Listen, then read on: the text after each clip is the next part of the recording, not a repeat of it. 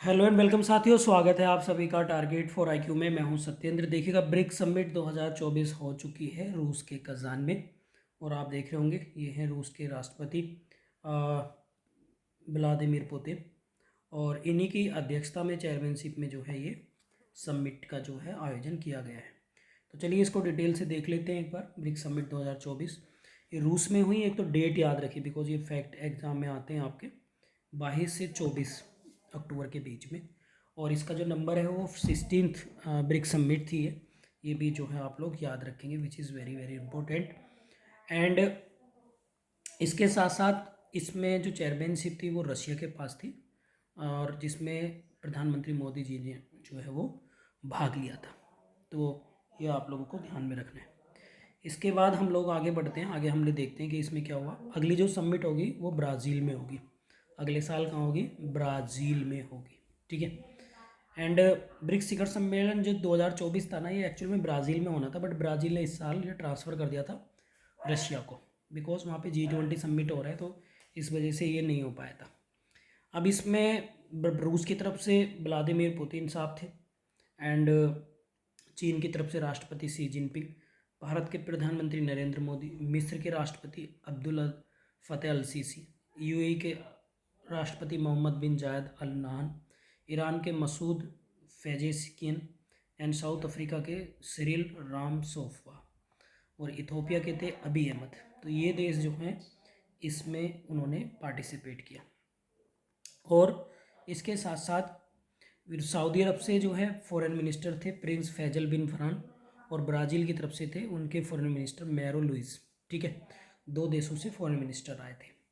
And इसके साथ साथ इस समिट में यूएनओ के महासचिव, यूएनओ यानी यूनाइटेड नेशन ऑर्गेनाइजेशन, उनका नाम था एंटोनियो गुटरेस। एंटोनियो गुटरेस साहब जो हैं इसमें आए थे। साथ में न्यू डेवलपमेंट बैंक, ठीक है, एनडीबी के अध्यक्ष भी आए थे, डिल्मा रूसेफ। ठीक है। इस बार की थीम बहुत इंपॉर्टेंट है। थीम जो है वो निष्पक्ष वैश्विक विकास और सुरक्षा के लिए बहुपक्षवाद को मजबूत करना, ये इस बार की जो है थीम थी, ये आप रखेंगे। इस बार एक कजान डिक्लेरेशन रखेंगे, Kazan the city of Russia, और जहाँ पर ये बिग समिट हुई थी। और इसको क्या कहना है, इसमें क्या था, इस समिट में इस डिक्लेरेशन में क्या था, इसमें यही था कि न्यायपूर्ण वैश्विक विकास सुरक्षा के लिए बहुपक्षपात को मजबूत करना है। ठीक है, strengthening multilateralism for just global development and security, इस पर चर्चा की गई थी।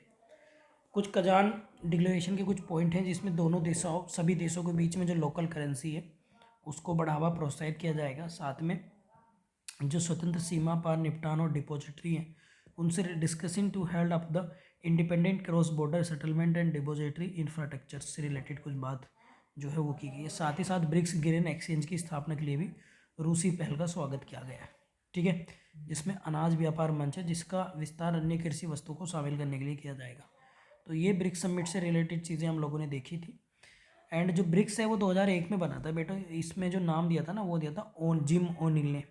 कोरियन थे, कोरियन मूल के ब्रिटिश अर्थशास्त्री थे, उन्होंने इस बताया था। फिर इसके बाद 2009 में ब्रिक्स की स्थापना हुई, 2010 में साउथ अफ्रीका जुड़ा। और यहाँ पर अगर हम देखें तो इसका नाम फिर ब्रिक्स, पहले ब्रिक नाम था फिर ब्रिक्स हो गया।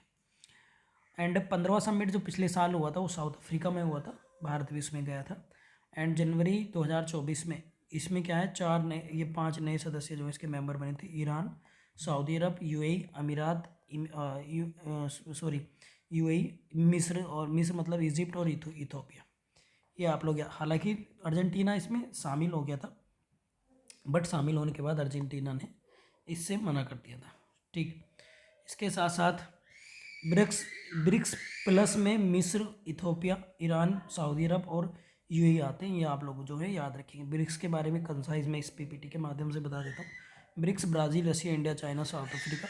2009 में ब्रिक्स बना, 2010 में ब्रिक्स कंप्लीट हुआ, 2010 में साउथ अफ्रीका जुड़ा था। संगई रयाकोब अब इसके अध्यक्ष हैं। फर्स्ट समिट 2009 रूस में हुई थी, 2023 में साउथ अफ्रीका में, और नए 5 देश हैं, यूएई, मिस्र, ईरान, इथोपिया, यूएई। ठीक है, और इस साल हुई है कजान में। तो आई होप आप लोगों को वीडियो पसंद आई होगी। Thank you.